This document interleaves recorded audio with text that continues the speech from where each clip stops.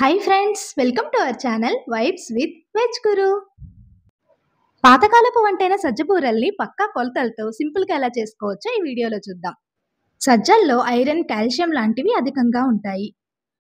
ఇక్కడ నేను ఈ గ్లాస్తో ఒక గ్లాసు సజ్జలు తీసుకుంటున్నాను. ఇవి 1/2 కిలో దాకా ఉంటాయి. వీటిని శుభ్రంగా 3-4 సార్లు కడుక్కున్న తర్వాత నీళ్లు పోసుకొని 8 నుండి 10 గంటల దాకా నానబెట్టాలి. నానిన సజ్జల్ని వడగట్టుకొని ఒక క్లాత్ మీద వేసి ఆరనివ్వాలి. మనం ఈ బూరెల్ని తడిపిండితో చేస్తాం కాబట్టి సజ్జల్ని ఒక అరగంట సేపు ఆరబెడితే సరిపోతుంది. ఈ సజ్జలు తడిపొడిగా ఉన్నప్పుడే వాటిని మిక్సీ జార్లోకి తీసుకొని మెత్తని పిండిలాగా గ్రైండ్ చేసుకోవాలి. తర్వాత ఆ పిండిని జల్లించుకొని పక్కన పెట్టుకోవాలి. ఇప్పుడు స్టవ్ వెలిగించి ఒక గిన్నె పెట్టుకొని అందులోకి మనం సజ్జల్ని కొలిచి తీసుకున్న గ్లాస్తో అర గ్లాసు బెల్లాన్ని, 1/2 గ్లాసు నీళ్ళని తీసుకొని బెల్లాన్ని బాగా కరగనివ్వాలి. బెల్లమంతా కరిగిపోయిన తర్వాత ఇందులోకి కొంచెం యాలకుల పొడి వేసుకొని కలుపుకోవాలి.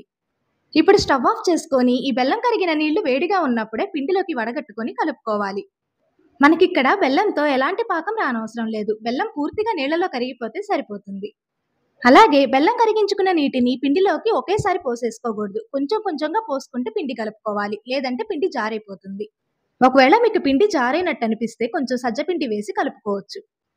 పిండిని ఇక్కడ చూపిస్తున్నట్టుగా బాగా ఒత్తుతున్నట్టు కలుపుకోవాలి. ఇలా కలుపుకోవడం వల్ల బూరెలు పొంగుతూ మెత్తగా వస్తాయి.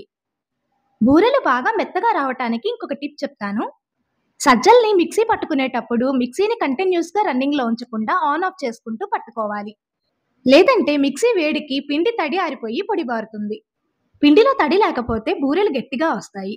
ఇక్కడ చూపిస్తున్నట్టుగా పిండి ముద్దతో బూరెలా ఒత్తుకున్నప్పుడు బూరె చేతికి అతుక్కోకుండా వస్తే మనం పిండిని కరెక్ట్గా కలుపుకున్నట్టు.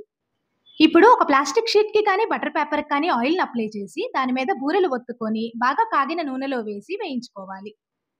బూరె చూసారా చక్కగా ఎలా పొంగుతుందో? ఇప్పుడు రెండో వైపు కూడా తిప్పుకొని వేగనివ్వాలి. రెండు వైపులా వేగిపోయి కొంచెం ఎరుపు రంగులోకి మారిన తర్వాత నూనెలో నుంచి తీసి ప్లేట్లోకి వేసుకోవాలి. ఇప్పుడు ఇంకో బూరెని చూద్దాం. బూరెల్ని మరీ పల్చగా కాకుండా మరీ మందంగా కాకుండా ఇక్కడ చూపిస్తున్నంత మందంగా ఒత్తుకోవాలి. ఈ బూరె కూడా పొంగింది కదా, దీన్ని రెండు వైపులా ఎర్రగా వేయించుకొని ప్లేట్లోకి తీసుకుందాం. ఇలాగే అన్ని బూరెల్ని వేయించుకోవాలి.